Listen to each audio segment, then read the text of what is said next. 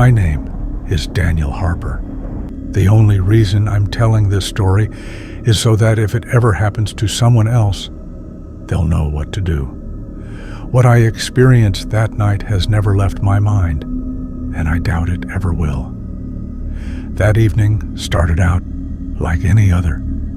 Wednesday, November 12th. I lived alone in a small apartment complex just outside New York City.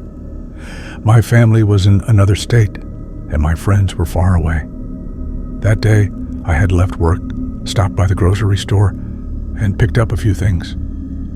I got home a little after 9:30 p.m., heated up some soup, grabbed a beer, and sank into the couch, scrolling through my phone. Outside, the wind howled. The windows rattled slightly, making an eerie sound. I got up to close them, but just as I reached for the latch, there was a knock at the door.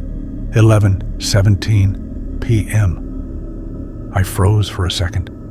A strange sense of unease crept over me. Who could it be at this hour? I hadn't made any plans, and I wasn't expecting a delivery. Maybe someone had the wrong apartment. Dragging my feet, I walked to the door and peered through the peephole. The hallway was empty. I frowned. The elevator doors were slightly ajar, but I couldn't see if anyone was inside. Was this some kind of joke? Maybe one of the kids in the building was playing around. I sighed, locked the door, and went back to my seat. Just as I sat down, the knock came again, faster this time. Knock, knock, knock. I jumped to my feet. The unease in my chest had turned into something closer to fear. I walked back to the door and looked through the peephole again. Still no one there. My throat went dry. Every instinct told me something was wrong, but I tried to rationalize it. "Who's there?" I called out. No answer. My hand hovered over the doorknob, hesitating. Should I open it? What if someone was out there? I decided against it. I double-checked the lock, turned off the lights, and went back to the living room. Maybe if I ignored it, it would stop. I was wrong. I couldn't sleep. Midnight had passed. The TV was on, but I wasn't watching it. My ears were tuned into every little sound in the building. And then, the doorknob turned. My body went rigid. I wasn't imagining it. Someone was trying to open my door. I grabbed my phone. I wanted to call the police, but my hands were shaking. My heart pounded so hard it felt like it might burst.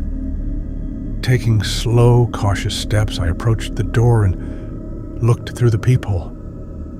This time, someone was there. A hooded figure stood completely still, head slightly tilted downward. I couldn't see their face. I held my breath, waiting. They didn't move. Then, slowly, they turned around and walked toward the elevator. The person stepped inside, but didn't close the door. They just stood there, watching me. A chill ran down my spine. I didn't move. I didn't blink. Then, the elevator doors slid shut, but it didn't go anywhere. The numbers didn't change.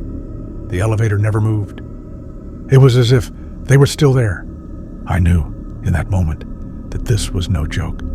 I locked the door twice, went to the kitchen, and grabbed the biggest knife I could find. Then, I stood in the middle of the living room, gripping it tightly. Minutes passed, maybe hours. Then my phone buzzed. An unknown number. "Why didn't you let me in?" My blood turned to ice. Just as I read the message, a loud bang shook the door. I jolted. Someone was kicking it. My grip on the knife tightened. I fumbled with my phone and finally managed to dial 911. The operator picked up, but I could barely speak. My chest rose and fell erratically. Forcing the words out, I whispered, "Someone is trying to break into my apartment. Please, hurry." As I gave my address, another loud bang hit the door. And then, silence. A deep, unsettling silence. Something slid under the door. I slowly crouched down. A piece of paper. My hands trembled as I picked it up and unfolded it. There was only one sentence written on it. Don't sleep tonight. My name is Mark Evans, and the only reason I'm telling this story is to make sure I never stay late at work again. Before that night, my office felt like a second home, quiet, predictable, maybe even a little boring. But that night changed everything. It was Friday evening, and I was the last one left in the building. I worked at a small marketing firm in Chicago. We had just landed a big client, and I had a project to finish before the deadline. By 7 p.m., everyone was gone. Even the cleaning crew had already done their rounds. By the time it was 9:30, I was completely alone on the 10th floor. The entire office was dark, except for the dim glow of my computer screen. I had my headphones on, listening to an old playlist while working. The only sounds were the tapping of my keyboard and the faint hum of the air conditioning. Then I heard something, a soft rustling sound behind me. I pulled off my headphones and turned my head. The rows of cubicles stretched into the darkness, empty and still. The motion sensor lights on the far side of the office had already switched off, leaving only deep shadows. Maybe the AC had shifted something, or maybe my mind was playing tricks on me. Shaking it off, I put my headphones back on and kept working. A few minutes passed. Then I heard it again, a slow, dragging sound, this time closer. My fingers froze over the keyboard. I wasn't alone. Slowly I turned my head, scanning the cubicles. No one was there. I stood up, my chair creaking loudly in the silence, making my skin crawl. My heartbeat quickened. "Hello?" I called out. No response.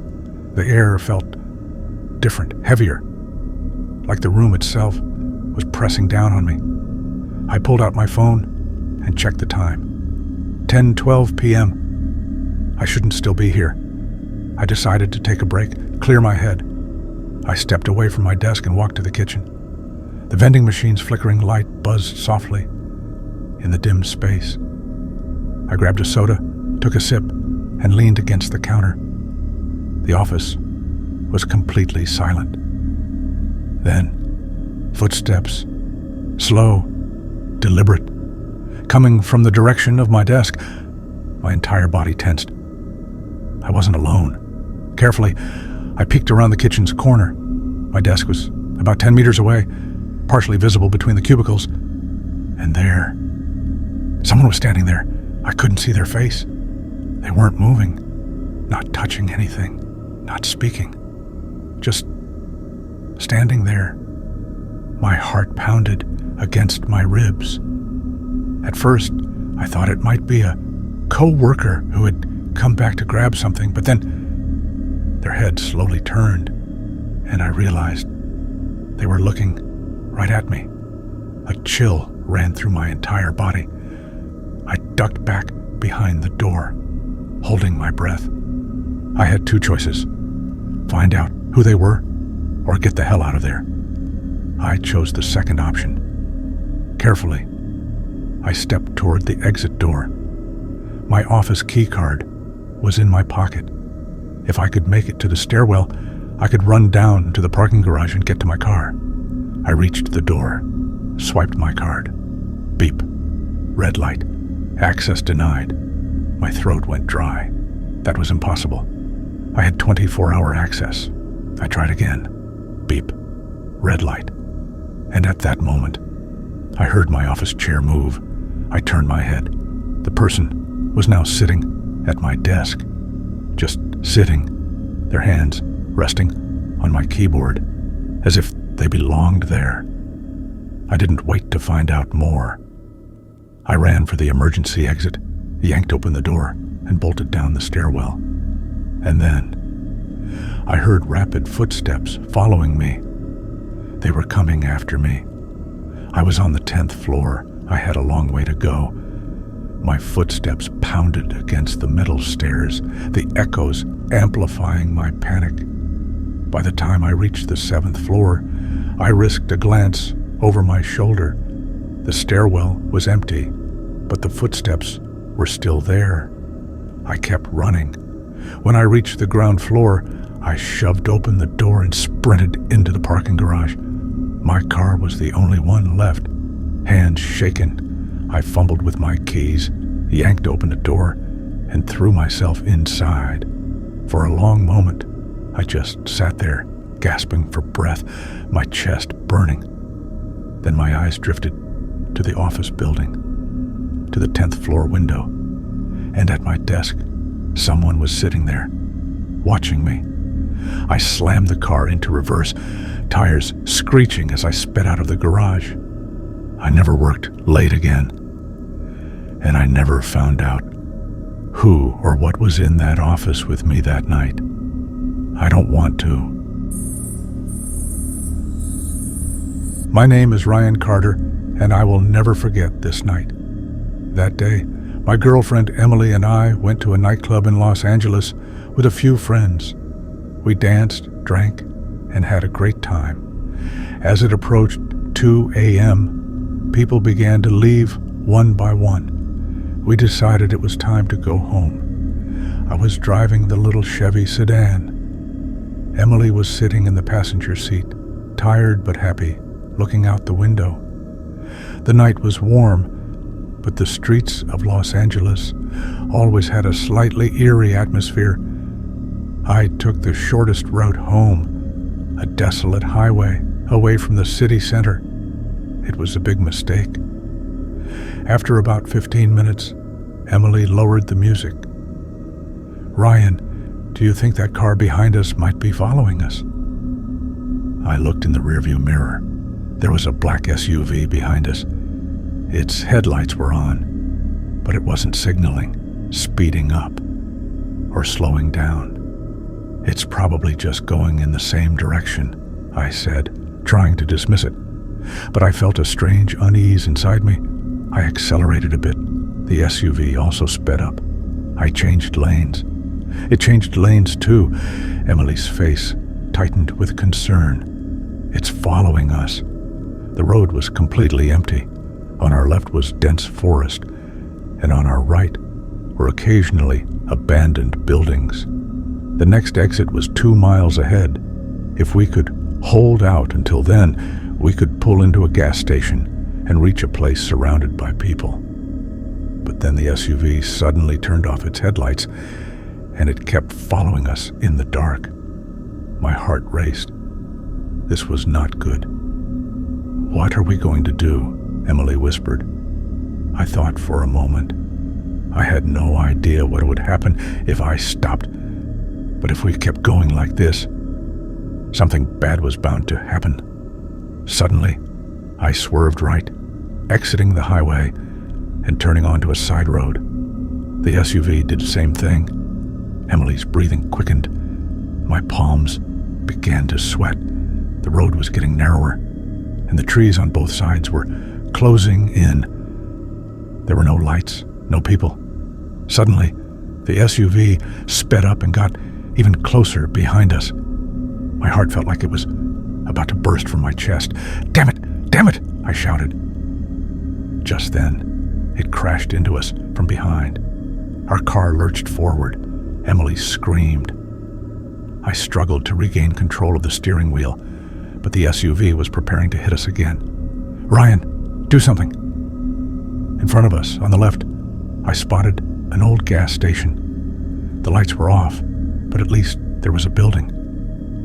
At the last moment, I turned the wheel and drove into the gas station, slamming on the brakes. The SUV slowed down. It was watching us. For a moment, nothing happened. Emily was breathing heavily, and I was frozen in shock. Then, the SUV's door opened. Someone stepped out. A tall, burly man. I couldn't see his face, but he was holding something. At that moment, another car approached. from the side of the station. There were 2 people inside. They looked like a normal couple. The driver of the SUV paused as they noticed their headlights. Then, they quickly turned around, got back in their car, and sped away into the darkness. We stood there frozen for a few minutes. The other car pulled up next to us, and the driver rolled down their window. "Are you guys okay?" Emily couldn't speak. I barely nodded my head. That night, we didn't call the police. How could we explain it? We hadn't seen the license plate. We hadn't even seen the man's face. As we left the gas station, we thought everything was over. But just a few minutes later, I spotted the same black SUV again, waiting by the side of the road. The car was parked in the darkness, its headlights off. A wave of fear washed over me. "Emily, that car, we can't stop this time." Emily's eyes widened with fear. "Speed up." Just as I accelerated, I saw the SUV slowly following us in the rearview mirror. On that dark road, as we moved forward, it was trying to catch up. The road was becoming more and more desolate. With each passing second, the ominous presence of that SUV intensified my fear. As I turned a corner, the SUV suddenly pulled ahead. It stopped right in the middle of the road, waiting for us. "What are we going to do?" Emily shouted. For a moment, I hesitated. Looking back, I saw there was no other way out. In that instant, I thought only about surviving. I turned the steering wheel sharply and decided to veer off the road. But the SUV's driver moved at the same time. It stopped right in front of us, not allowing us to escape. It just sat there. At that moment, my fear reached its peak. I didn't know what to do. The night was filled with the darkness of fear and the unknown. I started to back up slowly, but it followed us closely. Then came a voice. "Ryan." Emily's scream startled me. Something inside me said, "You need to get away now." But that SUV seemed anchored there. And no matter what, it kept lurking behind us.